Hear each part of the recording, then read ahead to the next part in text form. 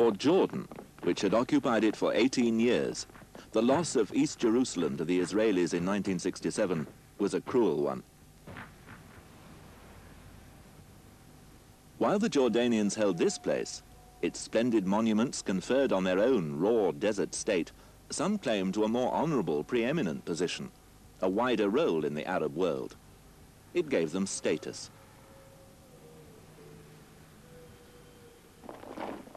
In the 1948 war, Transjordan's Arab Legion, alone amongst the Arab armies, had fought well. These men had preserved most of what was preserved of mandatory Palestine from the Jews. And their master, the ambitious Emir Abdullah, had long resented his confinement within the boundaries of Transjordan. So after the war, therefore, the West Bank and East Jerusalem were merged and incorporated into Transjordan to form the new Kingdom of Jordan. A large conference of West Bank Palestinians offered their loyalty to Abdullah. The war had served him well. But the other Arab leaders, notably King Farouk of Egypt, had suffered ignominious defeat. He, for one, deeply resented Abdullah's glory. Glory, with the old city, it indeed was. In December of 1951, the king made one of his periodic visits here to see his new subjects in Jerusalem. In the course of his tour, he came to this place, the Mosque of Al-Aqsa, to say his prayers. By then it was widely known that the king had been secretly engaged in seeking a peace agreement with Israel. The war had been to his benefit, so some such arrangement was clearly in his interests. No settlement, though, was to come. A moment or two after this, when Abdullah entered the mosque, he was shot dead.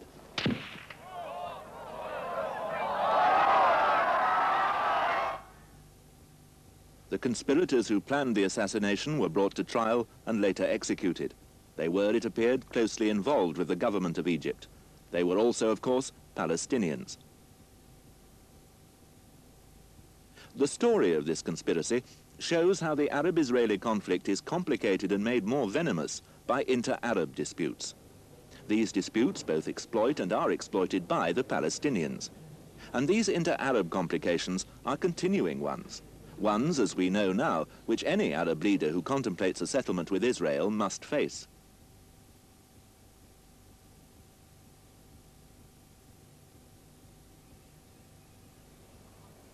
Immediately before, during and after the 1948 war, very large numbers of Palestinians who had either fled or been evicted from their homes made their way as refugees into the neighboring Arab states. The majority of the refugees came to Jordan. They were people in a state of shock. The structure of their lives had been destroyed. They were bitter and resentful. Their expectation was that they would go home, perhaps soon, to the land and property they had lost. They were passionately opposed to any settlement with Israel. They hoped that the Arab states who they believed had entered Palestine to champion their interests would soon do so again and put things right. It became evident to them gradually, painfully, that this was not to be.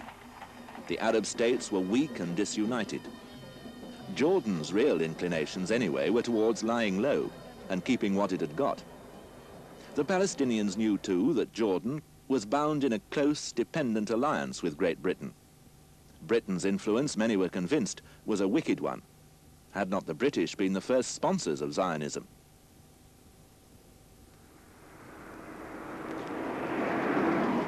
With its conservative monarchy and its close British connection, Jordan continued, especially after the rise of Nasser, to be the target of Egyptian propaganda.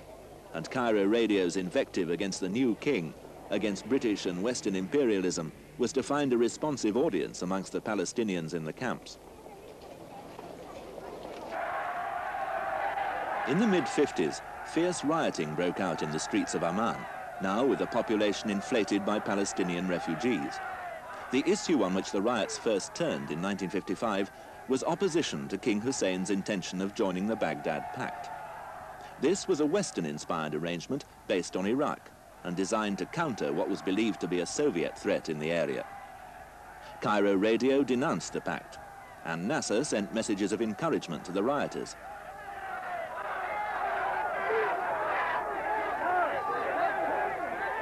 The disturbances expressed a more general and incoherent rage.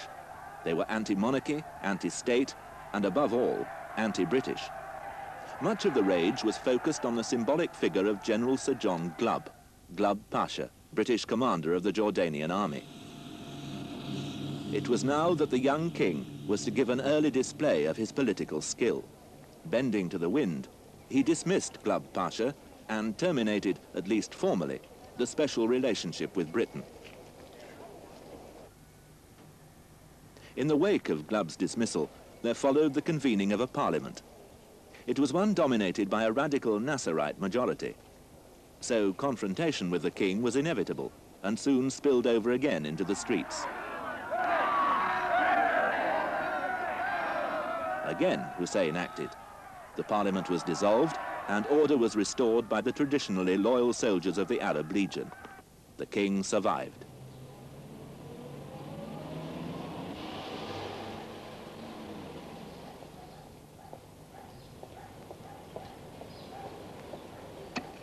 These events too have a point. They demonstrated first the mass power of the Palestinians in Jordanian politics. They also show the capacity of Palestinians, where they exist in large numbers, to subvert and destabilize any Arab state. The regime in Jordan, in fact, survived, but the Palestinians in Jordan continue to constrain the freedom of action of its ruler.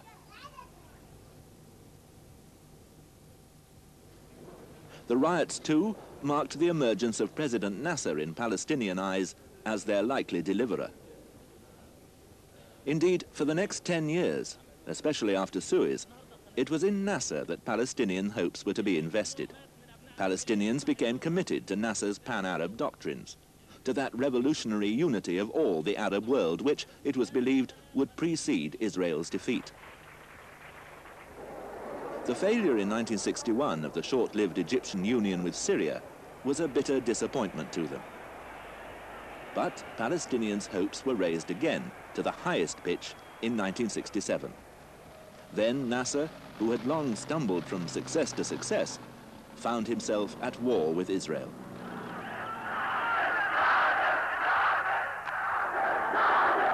In the catastrophe that followed, what was left of what had been Palestine fell to the Israelis. Now new policies and new doctrines began to take hold of many Palestinians.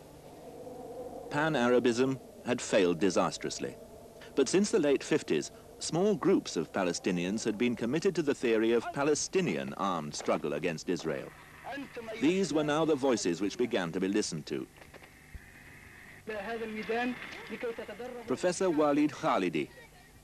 You must remember that the late 50s, early 60s was a period of tremendous revolutionary fervor, and the impact of Mao's teachings, Vietnam, fighting, Cuba, particularly Algeria, the Algerian Revolution, the victory of the Algerians had enormous impact on the Palestinian and Arab consciousness. The feeling was, if this could happen in Algeria, it could happen in Palestine.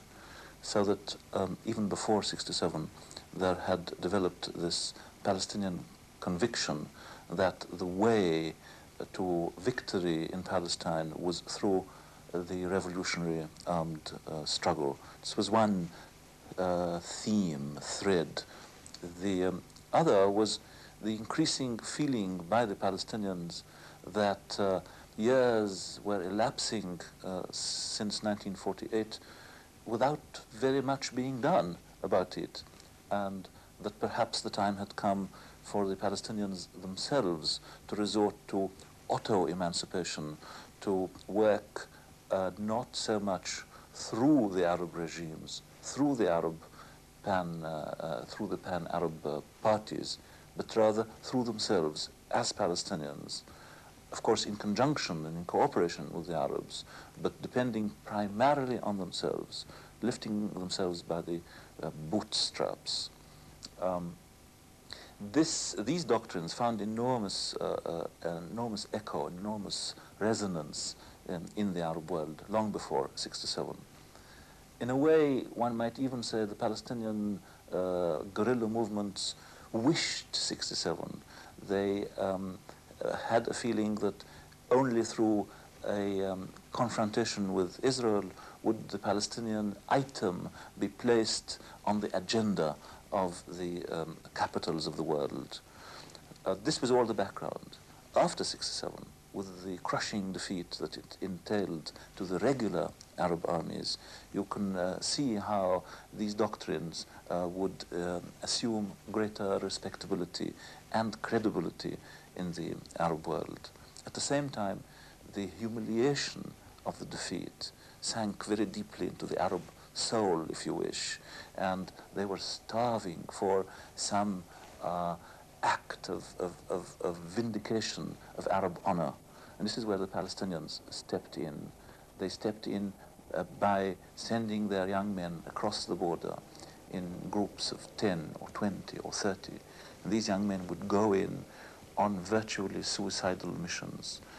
10 would go, 1 would come back, 30 would go, 3 would come back. But they went on going, passing the debris of the Arab armies on the battlefield in Israeli-occupied territory. This had an enormous impact on Arab public opinion, and it contributed to the swelling of the ranks of the guerrilla movement, not only by Palestinians, but by volunteers from the other Arab countries.